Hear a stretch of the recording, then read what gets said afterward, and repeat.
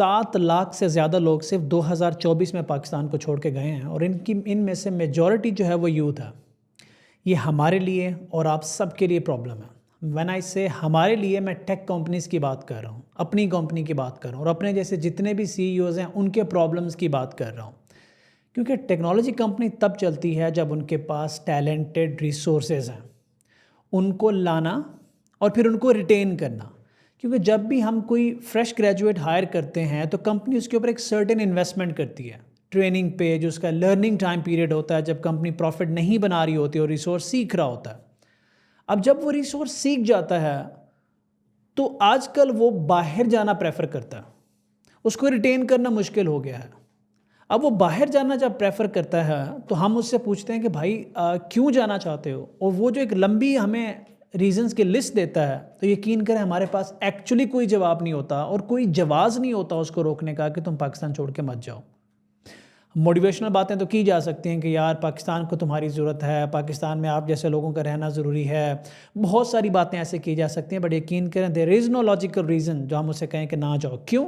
کیونکہ وہ پاکستان میں ریموٹ جاب کرے گا، پیسہ لے کے آئے گا تو ہیوی ٹیکسز پے کرے گا، پرابلمز ہوں گی۔ اگر وہ باہر انویسٹمنٹ کرنا چاہ رہا ہے یا وہ باہر آفس سیٹ اپ کرنا چاہ رہا ہے یا کچھ بھی باہر بھیجنا چاہ رہا ہے تو اس کے لیے وبال جان ہے یہ سارا کچھ، he won't be able to do that.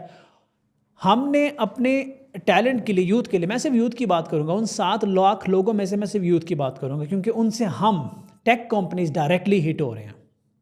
اب اگر ہم ان کو یہاں ریٹین کرنا چاہتے ہیں تو اس کا مطلب یہ ہے کہ ہم زیادہ ڈالر پاکستان لا رہے ہیں۔ اگر آپ گورنمنٹ کی پالیسیز کو دیکھیں تو پالیسیز ریوالو کر رہی ہیں کہ ڈالر باہر کیسے نہ جائے یا پاکستان میں ڈالر کیسے لایا جائے۔ اب ڈالر جو ہے وہ چند بڑے جو سورسز ہیں ان میں سے 3 بڑے سورسز ہیں۔ پاکستان کی ایکسپورٹ ہے، پاکستان کی ٹیکنالوجی ہے، اور پاکستان کی اور یہ اوورسیز پاکستانی ہے ہمارے۔ یہ 3 مین سورسز ہیں جو پاکستان میں جن سے ڈالر آتا ہے۔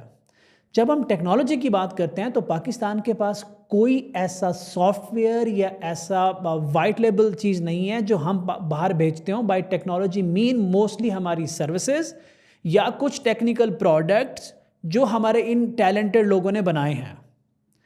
تو اب سروسز دیتا کون ہے؟ یہ ٹیکنیکل لوگ، وہ کمپیٹنٹ لوگ، وہ فریش گریجویٹس یا وہ ایکسپیرینسڈ فری لینسر، یہ سروسز دیتے ہیں اور پیسہ پاکستان آتا ہے۔ اب پوری دنیا، اگر ذرا آپ تھوڑی سی ریسرچ کر لیجئے گا، پوری دنیا ایسی پالیسیز دے رہی ہے کہ پاکستانی چھوڑ کے ان کے ملک میں جائیں۔ ہر وہ شخص جو اچھی فری لینسنگ کر رہا ہے اس کو اٹریکٹ کیا جا رہا ہے، ہر وہ شخص جس کا اچھا سٹارٹ اپ ہے اس کو اٹریکٹ کیا جا رہا ہے، پرکس دیے جا رہے ہیں، امینٹیز دی جا رہی ہیں، بہت کچھ دیا جا رہا ہے، اس کے لیے آسانیاں پیدا کی جا رہی ہیں کہ وہ ان کے ملک میں جائے اور وہاں جا کے یہ سارا کچھ کرے، اور لوگ کر رہے ہیں، جا رہے ہیں۔ اس وجہ سے یہ نمبر اتنا بڑا ہے۔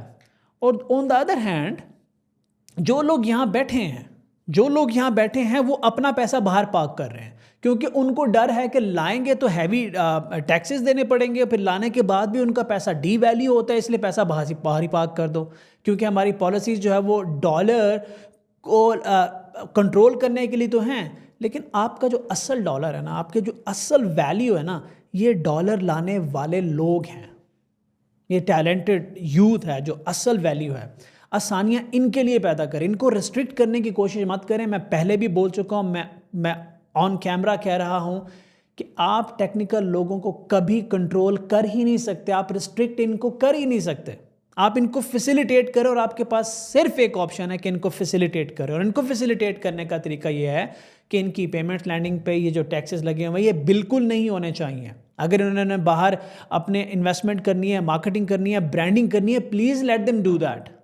ان کے لیے اتنی آسانیاں پیدا کر دیں، اور گورنمنٹ لیول پہ اگر ہم سیریس ہو کے سوچیں اس بات کو تو آسانیاں پیدا کی جا سکتی ہیں۔ But the problem is that, کہاں سنا، کس نیوز میں، کہیں آپ نے دیکھا کوئی ٹاک شو ہو رہا اور کچھ اینالسٹ اور انٹلیکچوئل لوگ پریشان بیٹھے ہوں کہ یار یہ 7 لاکھ لوگ کیوں گئے ہیں؟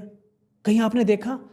کہیں آپ نے ہنگامی کانفرنس دیکھی کہ یار ہمارے ملک کے جو لیڈرشپ ہے اس نے ہنگامی کانفرنس بلائی ہو اور یہ پتہ کرنے کی کوشش کی جا رہی ہو کہ یار یہ 7 لاکھ لوگ کیوں گئے ہیں؟ کہیں پہ کوئی پالیسیز نکلی ہو یہ 7 لاکھ لوگ کیوں گئے ہیں؟ مطلب ایسی فیلنگ آ رہی ہے کہ یار پرواہ ہی نہیں ہے کسی کو، مطلب دے ڈونٹ ایون کیئر کہ یہ لوگ جا رہے ہیں، ان سے نقصان کتنا بڑا ہو رہا ہے۔ اور جو پیچھے رہ جاتے ہیں ان کا کانفیڈنس شیک کر جاتا ہے.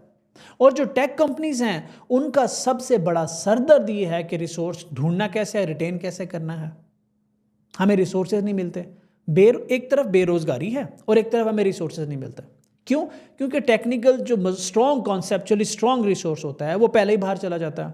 اگر باہر نہیں جائے گا تو ریموٹ جابس کی طرف جائے گا. اگر ریموٹ جابس کی طرف نہیں جائے گا تو ایٹ لیسٹ وہ کچھ نہ کچھ ایسا کرتا ہے کہ یار اسٹیبل نہیں رہ پاتا. وہ ہمارے لیے اسٹیبلٹی مشکل ہو جاتی ہے. کمپنیز کے لیے, چھوٹے اسٹارٹ اپس کے لیے اسٹیبلٹی مشکل ہو رہی ہے. وہ 10 لوگ ہائر کرتے ہیں, ایک کلائنٹ کو کمٹ کرتے ہیں کہ ہم آپ کو یہ بنا کے دیں گے, 10 میں سے 5 سے 6 لوگ 2 سے 3 مہینوں میں چھوڑ کے چلے جاتے ہیں. اب وہ اسٹارٹ اپ وہیں بیٹھ جاتا ہے. بہت سے ایسے اسٹارٹ اپ ہیں. میں پوچھتا ہوں کہ اگر کسی کے پاس یہ لسٹ ہے, بڑے بڑے ادارے بنے ہوئے ہیں, مجھے یہ تو بتاؤ کہ کتنے اسٹارٹ اپ فیل ہو رہے ہیں. کیا ان پہ کوئی کتارسس انالیسس ہو رہا ہے کہ پاکستان میں ایسا کیوں ہو رہا ہے؟ 97% اسٹارٹ اپ تقریباً فیل ہو جاتے ہیں. کیا ان کو فیسیلیٹیٹ کرنے کے پروگرام بنائے جا رہے ہیں؟ یہ جو آپ انکیوبیشن سینٹر اور ٹیک پارک دیکھتے ہیں نا, میں ان کی حقیقت بھی آپ کو بتاتا جاؤں. یہ ٹیک پارک کو نا ایک کانسیپٹ ہوتا تھا شاپنگ مال کا نا, آپ نے دیکھا نا شاپنگ مال بنتے تھے, ڈفرنٹ برانڈس کو دکانیں دی جاتی تھی. اب انہوں نے شاپنگ مال کی بجائے ٹیک پارک بنا دیا. وہاں بھی یہی ہو رہا ہے کہ ڈفرنٹ لوگوں کو دکانیں دی جا رہی ہیں.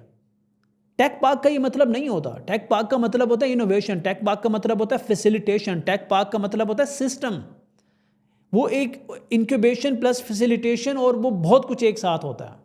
ہم صرف پلازے بنا کے اس کے اندر دکانیں رینٹ پہ چڑھانے کے لیے, کیونکہ آئی ٹی بک رہا ہے, اٹس اے بز ورڈ, تو we are calling it a tech park. ہم بالکل فیسیلیٹیٹ نہیں کر رہے, بالکل فیسیلیٹیٹ نہیں کر رہے. ان 7 لاکھ لوگوں میں سے ہمارے بھی کچھ لوگ ہیں, ان 7 لاکھ لوگوں میں سے میرے بھی کچھ جاننے والے ہیں. ان 7 لاکھ لوگوں کے جانے سے ہمیں ڈائریکٹلی امپیکٹ ہوا. ان 7 لاکھ لوگوں کے جانے سے پاکستان کو ڈائریکٹلی امپیکٹ ہوا. Unfortunately nobody is talking about it. When I say nobody, I'm talking about the decision maker. کوئی پریشانی نظر نہیں آ رہی, کچھ نہیں ہو رہا. آپ جا کے دیکھیں ہو کیا رہا ہے, ذرا میڈیا آن کر کے دیکھیں. پرائم ٹائم میں 1 گھنٹہ دیکھیں کہ ہم لوگ کیا باتیں کر رہے ہیں. پرائم ٹائم کی بات کر رہا ہوں. This is alarming. This is alarming. Usually I don't say all these things, but we have to stop this. We have to facilitate them. ہمیں صرف ایک گول سیٹ کریں کہ 2024 میں 7 لاکھ گئے ہیں تو 2025 میں یہ 3 لاکھ ہونے چاہیے, 14 لاکھ نہیں. I'm recording it today. 6 مہینے بعد کوئی اور انالیسس آئے گا, سال بعد کوئی اور انالیسس آئے گا, وہ اس سے ہاف ہونا چاہیے. We really can do it. یقین کریں, کوئی بھی شخص اپنے ماں باپ کو, بہن بھائیوں کو, رشتہ داروں کو اپنے ملک کو چھوڑ کے ایکچولی نہیں جانا چاہتا جب تک کہ اس کو مجبور نہ کر دیا جائے. بہت تکلیف ہوتی ہے, نہیں رہا جاتا. لوگ محنت کرتے ہیں, مزدوریاں کرتے ہیں, اپنوں سے دور رہتے ہیں, کئی سال اپنوں سے دور رہتے ہیں. میں تقریباً بہت سارے ممالک میں جاتا ہوں, رہتا ہوں, اور جہاں میں ملتا ہوں پاکستانیوں سے, جب میں ان کے سٹوریز سنتا ہوں, دل دکھتا ہے. they don't want to live there. کیونکہ ہم نے ان کو یہاں جینے کے قابل ہی نہیں چھوڑ رہے. اتنی سختی ہو گئی ہے کہ ان کو باہر بھاگنا پڑ رہا ہے. اس کے لیے پالیسیز بنانے کی ضرورت ہے. یہ آئی تھنک یہ ایک ایمرجنسی سچویشن ہونی چاہیے. پاکستان کا ٹیلنٹ پاکستان سے باہر کیوں جا رہا ہے, اس پہ ایمرجنسی نافذ ہونی چاہیے. کوئی بات ہی نہیں کر رہا. At least I am playing my role by raising my voice کہ ایٹ لیسٹ کسی تک یہ پہنچ جائے, اللہ کرے پہنچ جائے, تو شاید اس پہ کوئی ایکشن ہو جائے. Thank you very much.